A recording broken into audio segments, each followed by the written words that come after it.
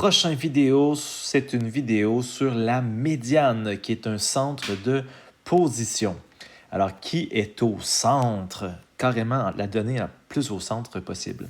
Alors, il y a trois façons de faire, avec des tableaux, les deux dernières façons, et aussi sans tableau. Alors, première façon de faire, c'est avec distribution de données sans tableau. Alors, j'ai gardé les mêmes chiffres que les exemples avec la moyenne et on peut voir qu'il y a seulement 5 nombres. Alors, j'utilise beaucoup la formule suivante. Donc, la formule, c'est n divisé par 2 plus 0,5. Et ça nous donne la position de la médiane. Alors, si tu remplaces le n par 5, ben, ça donne troisième donnée.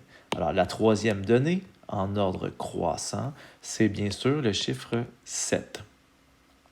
J'ai fait un exemple aussi où est-ce que le nombre était, qui était pair. Alors ici, avec 6 nombres. Alors 6 nombres, on voit bien que si je veux trouver la médiane, bien, on voit bien que ça fait 2 paquets de 3. Alors c'est ce qui va en plein centre. Qu'est-ce qui va entre 7 et 10? Ça se calcule assez bien mentalement.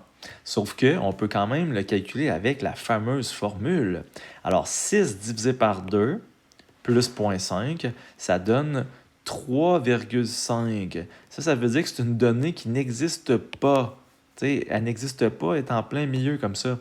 C'est entre la troisième et la quatrième. Alors, souvent, j'ai tendance à écrire ceci. Troisième, quatrième. Alors, la troisième, c'est 7. La quatrième, c'est 10. Alors, ce qu'on doit faire, c'est qu'on doit faire 7 plus 10 divisé par 2. OK? Alors ça donne, bien sûr, 8,5. Alors, ça veut dire que la médiane serait de 8,5. Deuxième façon de faire, c'est avec un fameux tableau comme ça. Alors, un tableau valeur effectif, ou que j'appelle communément pas de classe. Alors, pas de classe, comment on fait ça? Bien, on peut voir qu'il y a 30 nombres. Alors, on peut utiliser la formule. 30 divisé par 2 plus 0,5. Ça nous donne 15,5e donnée. Alors, je cherche la 15e et la 16e. Elle est où la 15e donnée puis la 16e donnée? Alors ici, il faut comme voir ça comme des personnes qui lèvent la main. Alors, finalement, ici, je te dis, qui a 0? Il y a 10 mains levées. Ensuite de ça, mais moi, je cherche la 15e et 16e personne qui a levé la main. Alors, qui a 1? Et ensuite de ça, on se rend compte qu'il y a 12 personnes qui ont levé la main. Mais en réalité, il y a 10 personnes qui avaient déjà levé la main. Et plus les 12 qu'il y a ici, ça fait 22. Ça veut dire que la 15e et la 16e est dans ce tiroir-là. Ça veut dire que, bien sûr, la médiane sera de 1. Parce que lorsque je calcule 10 plus 12, je me rends compte que ça donne 22 et j'ai dépassé le 15 et le 16. Alors, bien sûr, ça veut dire que la médiane, c'est 1. C'est un peu la même stratégie pour les données groupées, donc avec des classes. Alors, tu utilises la fameuse formule, comme ça ici. Là. Donc, il y a 15 nombres.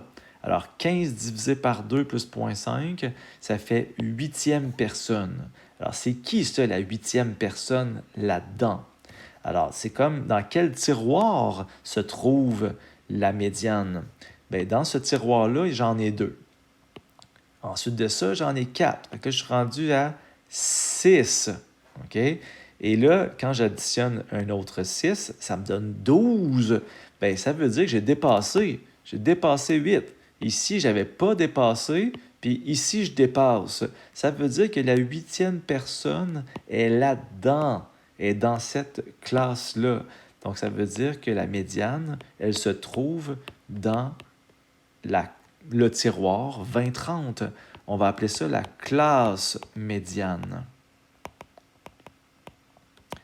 Et la médiane, on peut dire plus précisément que c'est carrément en plein milieu.